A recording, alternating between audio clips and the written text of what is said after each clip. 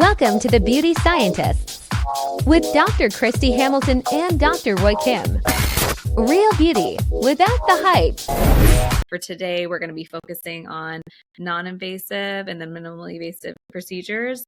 And we'll start with the non-invasive. So Dr. Kim, when you have a patient that comes into your office and they're bothered by certain stubborn areas of fat, resistant to diet and exercise, they've decided to seek the expert opinion of a board certified plastic surgeon. What are some of the options that are out there? Generically, there's, of course, non-invasive, which can be done in the office, slightly invasive, which is still a procedure. We're going to talk about some sham procedures. We're going to talk about invasive liposuction, what people think about as what we do as plastic surgeons. And sometimes we will try to tighten skin, but can we really tighten skin after liposuction? Those are the things we'll talk about, as well as I always think that beginning a conversation is, what is fat and how do we get rid of it? So specifically, Dr. Hamilton and I know fat cells are adipocytes. They're plumped up fat cells. So we want to get rid of them. Now we can have the plumped up fat cells shrink, or we can physically get rid of them, period. One of the things patients sometimes ask me is, okay, I lose the weight. I gain it back. If I gain it back, will I have a big lump of fat in my underarm or on my right cheek or whatever? And the answer is no. Fat will come back where it wants to come back. But really, even if we physically remove the fat cells, the adipocytes, there are thin, non-plump fat cells that are left behind. So if you gain the weight, the fat cells that are left behind will plump up. Yeah, so there's a nuance to there. What happens when we eat extra calories or have extra energy that we want to store? And so there's two mechanisms to what fat cells will do. So the first concept is the concept of hypertrophy, which is just growth of the fat cells. So the fat cells that you already have will just take in more fat and store it. That's a lot of that is dictated by your genetics and just where your body likes to store it.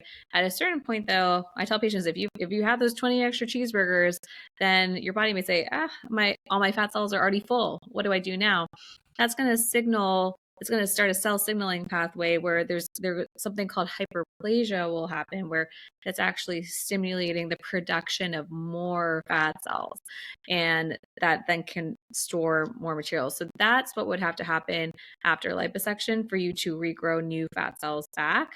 But it's also another reason when we're talking about more significant body contouring with liposuction.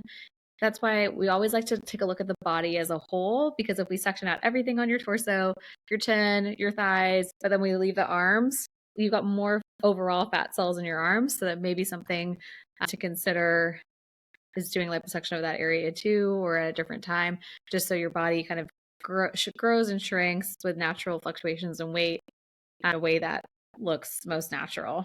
Yeah. But I'm jumping to the end here. Let's say, Dr. Kim, I'm scared of surgery. I don't want anything cutting me, but I've got a little extra fat under my chin after pregnancy. What can I do? So the what are my options? The thing that works is a brand name medication called Kybella. It's actually also gallbladder fluid, deoxycholic acid. That's the generic name. And so it's made by Allergan. It's a great product in the right patient. So in the office, you numb it up, wipe off the numbing cream, inject the medication directly into the fat, and your fat goes away. I think, of course, one of the known complications, it's not a complication, I think it's an after effect, is we're melting the fat, your body has to deal with it and get rid of it. It's sitting in your body, which means that patients who get Kybella treatment typically blow up or get quite swollen right underneath the chin. And I don't know if your patients experience that. Yeah, and so something to be sure to counsel patients on. Kybella or deoxycholic acid does work. You do need to have a series of treatments unless you have the world's tiniest amount of fat underneath your chin.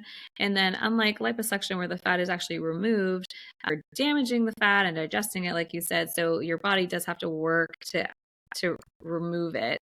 So I tell patients, if you look at the FDA approval studies and you look at the more significant before and afters, those patients are doing that treatment 4 to 6 times. And we do it about a month apart. So just consider your timeline.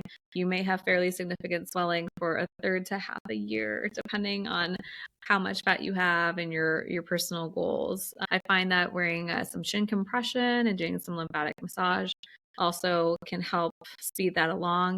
It's commonly referred to on the internet as the bullfrog afterwards. So it will go away, but it can be a little bit alarming if you're not ready for it. Absolutely. And it is a great treatment because it's pretty painless. It can be mixed in with numbing cream and numbing medicine directly with the Kybella. It doesn't really hurt that much afterwards. So yes, you can completely avoid surgery. It's a pretty cool drug for the right patient. Thank you for joining us on The Beauty Scientists. Be sure to visit thebeautyscientists.com and learn more about modern beauty and connect with Dr. Hamilton and Dr. Kim.